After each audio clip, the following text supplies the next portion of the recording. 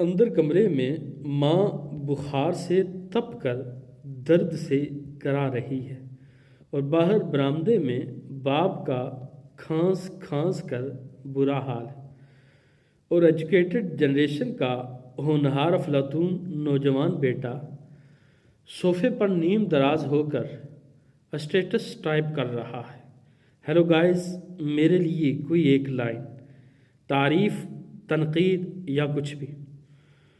ارے خدا کے بندے، کچھ ہوش کے ناخن لے۔